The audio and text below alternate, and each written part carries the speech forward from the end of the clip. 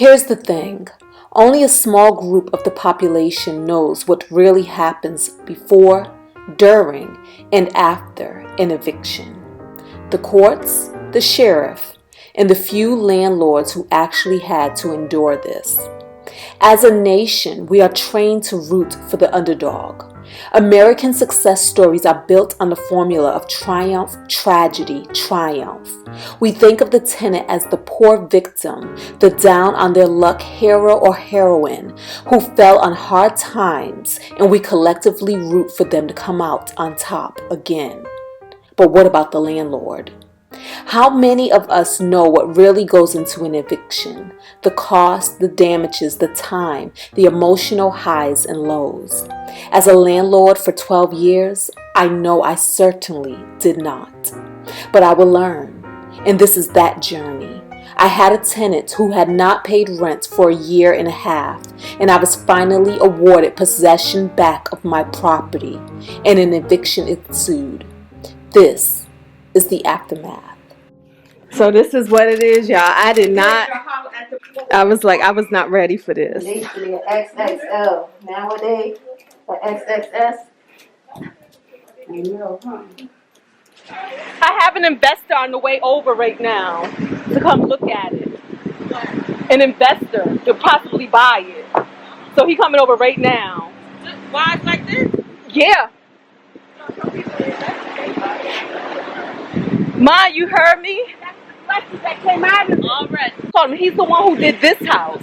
That's the He blessing. rehabbed this whole house and then sold it. And so he said he's just 5 minutes away. That's the Okay. blessing. Yeah. Oh, yeah, you gotta help me buy my first house. She just put you in a good blessing. Yeah, I know. Yeah. Budget life. Yeah. Buy my first house. Y'all.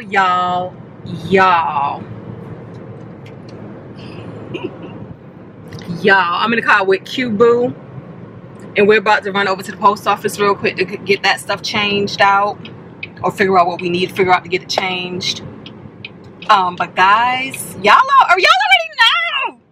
Y'all see me halfway break down, halfway not break down. I think I'm better again. I'm good again. Yeah. We got an offer on the table. I feel like I just want to go with it because I'm so over it. Yeah. So now me and Corinne are going to dream. We're going to dream about how my life is going to look not having this in my life. Think about it. I won't be eating money no more. Mm-hmm. I won't be paying any of the things anymore, like the HOA, the anything. Right. Whatever damages are happening, insurance for it, taxes for it. Yeah, none of it.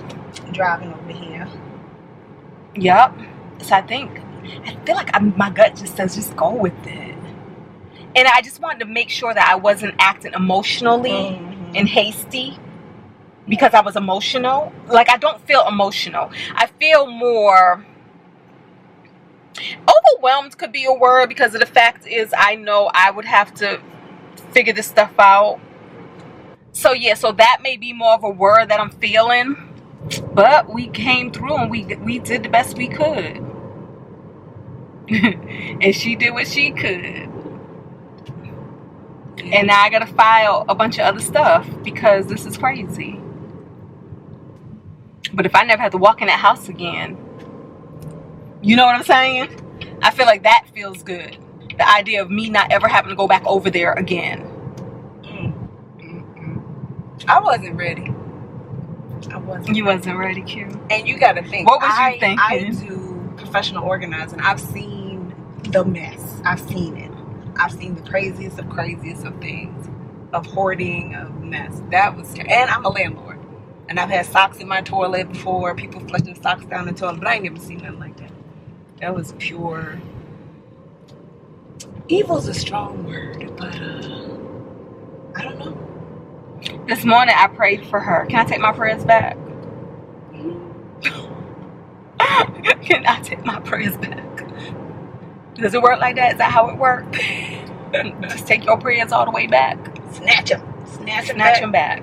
Nah, she still need them. But my family came through, y'all. But yeah, y'all. So this is what it is. But on our way to the post office to figure out what we can figure out. Mailbox 8. So what you were talking about? What we were creating? Oh, what we're creating.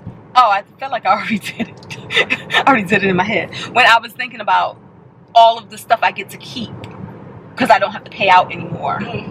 That stuff. At one point I said, okay, you know what? I fixed this up.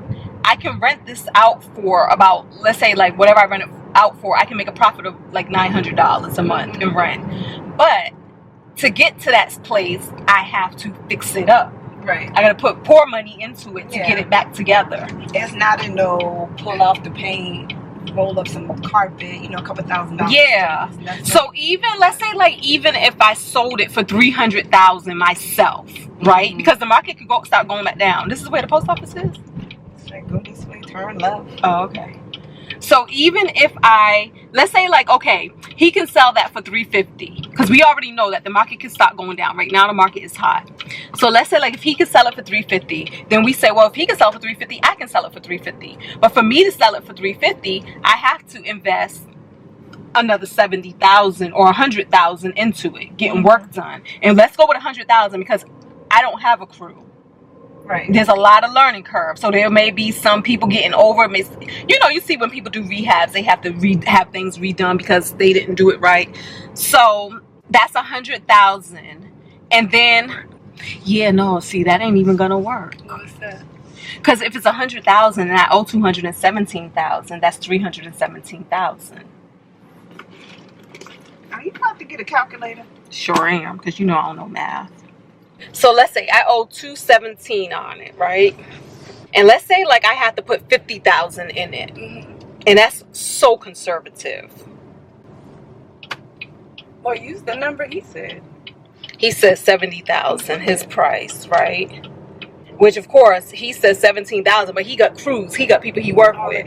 So that's why I said if it's 70 for him, it's probably more like 100 for me. That's what I'm thinking. Plus 100,000. That's 317,000, right? 317,000 minus 350. Yep, that's 33,000. So even if I did try to do it myself and sell it for this higher, I'm still making about the same profit than what he's offering me. Because I think what went wrong with this whole scenario, well, not necessarily what went wrong, but what the problem is with this whole scenario is she made sure she did as much damage as she could to take away as much value as she could from the property. And we're talking about a property that was in a better condition and better state than good. Yeah. Yeah, because 70,000 could have been easily 10, you know, for some paint and some whatever, and then you have a different conversation. Yep.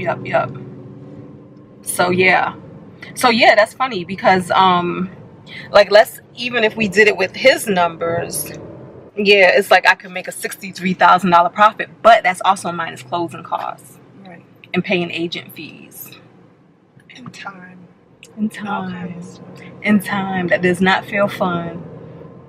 That there was nothing fun about that. I do not even feel like taking y'all on more of a journey of, now let's go on a journey of fixing this place up. No, let's not.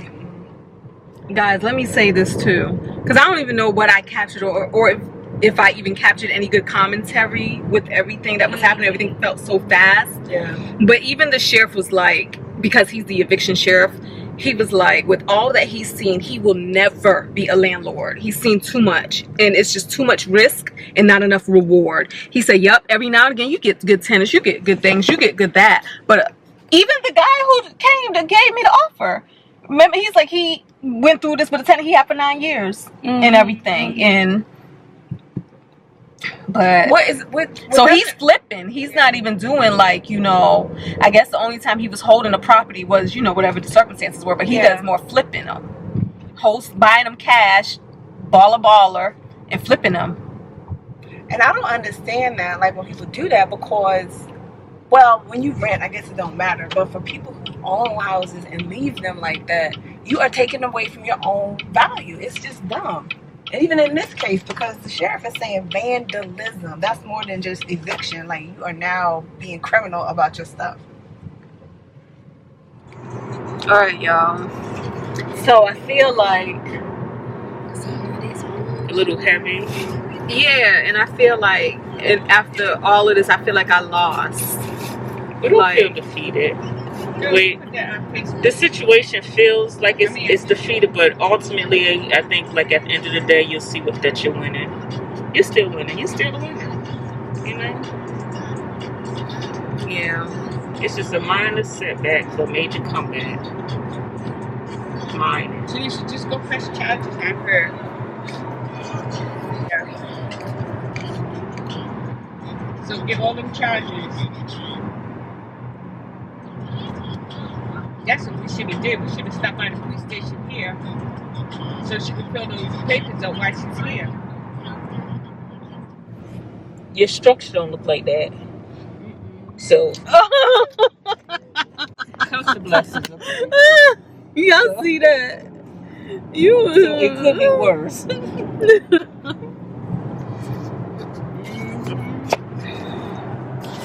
And I think that, like you were saying, Imagine if we got that. If she set that water 2 hours sooner, it could have just been. No, if she would have did it the day before yesterday or whatever. Yeah, but even if she did it 2 hours sooner, the tubs were almost at capacity, but it wasn't. yeah, they weren't. We got there just in the nick of time to let that water go back down the drain. Yeah, so Tinesha, I would go to the police department. All she gotta do is assess her damages. Yeah, make a report now because you live a distance from here, and you don't have time to come back down here. So I would do everything now that you could. So you're gonna look like in your policy or contact your insurance just to ask a question about vandalism? I already asked. Oh, okay. And just think we got a fire just like that, right on the spot. One phone call, in 5 minutes he was there. Here you go. Should we put the directions to you? I feel like I want another person to make me an offer. Because right now, Tinesha, you could be crying. I was. I know, but I'm saying until that guy came and made it a little better for you. Yeah. You know? Yeah. Well, he didn't make a little, he made a lot better. Because he could have looked at that and said, nah, I can't do this. Yeah, I can't do nothing with this. Yeah. That's true. You know, the good thing with him is that you ain't got to worry about the middleman. Yeah. He's the direct buyer. Yeah. Guys, okay, so it's the end of the day, guys, and y'all know we had a lot of ups and downs today, and I am back up again, and Ma and them, because every time I don't have the camera on, they keep counting my blessings for me, and I so appreciate y'all, because sometimes what's really real is sometimes when you're in it, it feels different. It's hard to count the blessings yourself. And this is why you need a strong team, because when you're not strong enough to count, we got you, you need somebody to count for you. So, but think about it. The times in our life, we all. But it's the truth. Yeah. It's the truth. And you know, Mom was saying like all day long, all the blessings been in my face all day, which is so true. Girl, you had an entire team that came through for you. And you ain't even the sheriff. The sheriff was helpful. He said, the cleanup crew was helpful. You had people ready to buy the property as is on you. I said you had people walking up ready to buy the property as is. You didn't have to go. You ain't have to leave nowhere. You stood right there. Yeah, because even with that, they was like at first they was like, we can't do this. When they first seen it, when they first seen the state of that thing, they was like, we can't do this. It's a hazard. It's a haphazard, you know. And then they just started doing it. I talked to Mr. Nolan. He was like, we got you. And they did not even charge me. They filled up that entire truck because originally with the eviction proceedings, they were just gonna leave the stuff on the corner. That's the thing. And then they come back at some other point, and I paid them again to take it away. But they did it all now. They took all that stuff. They filled up that entire truck. And didn't even charge you the whole full amount. They didn't charge me for no. They charged me the amount of what they was charging me, which was $1,300. $1,300 is what I paid. That was the price, regardless of what was the fine for? No, $1,300 was the price for the eviction people to come out, right, and pull everything out to the curb. Then it was going to be extra to have it hauled away. They charged me $100 extra to haul that whole thing away. Oh, that wasn't in the original. You know what I mean? And that truck that $1,300 also included the locksmith changing them doors, them locks, and getting us in. So that's good. Yeah, because she changed the locks. He changed the locks, yeah. No, I'm saying, why you couldn't get in the first time? Oh, my apartment had a key. Oh, okay. Yeah, who knows? I ain't tried the key. Who knows? But then she said she would come back for $500 and clear out the entire house with everything, all the debris and everything would be gone. That's a blessing. That's the other thing. So then the other part is, while out there, the neighbor was like, well, wait a minute, such and such and such and such is buying these properties. Mm-hmm. He came over in under 10 minutes and gave me an offer. But now we have somebody else who wants to meet with me tomorrow to give me an offer. And then I have a real estate agent who wants to work with me whether I pay her or not. Like, not even taking her a percentage of the commission. Ching. And they're offering to pay all of the closing costs. So this is why my family is like saying, I've been having blessings all day, which I have, in the fact that everybody rolled through. Yeah. My mother, all 3 of my sisters. I thought only 2 was going to be there. All 3 popped up. Yeah, so just the fact that and then we came here and changed out all the toilets. We fixed all the broke toilets. So you have to add that? I'm just saying, like, my blessings all day. Mm-hmm. Corinne came out. Corinne took amazing pictures. Yeah. She figured out how to cut that water tank off in the basement, how to shut off the main valve to the water. Because we kept hearing water running. We like, where is it coming from? She called her cousin. He walked right through it. Yup. Yeah, but these were things that I didn't have to worry about. She didn't have to come ask me how to do it. I didn't even know she was doing that. And then she found a way to lock up that door downstairs because that door was open. And there was no stick to go in it. Yeah. So everybody came through. So yeah. So I'm ready to get rid of this property. The bottom line is this. The people who are offering to buy it are saying as is, meaning I don't have to do another thing. They said I don't even have to get them in. They'll get themselves in, obviously. So whack. Yeah. But yeah, so it did turn out to be a blessing. I was just a little emotional because, it's a little shocking. I remember when I first bought that house. It's hurtful. It was my first love. Yeah. Remember when we walked into that house and remember how raggedy it was? Remember how the walls were all like, somebody had a food fight in it and they had like food smeared throughout the carpet? But I was like, I can see it though. This is my house. And I bought it and I moved in. I just had all the carpets ripped out and did all the carpeting and all the floors over. Mm-hmm. I had the whole house painted and it didn't do me wrong. It didn't do me wrong. So it was a journey. And now here's to the end of a journey. It's a blessing in disguise.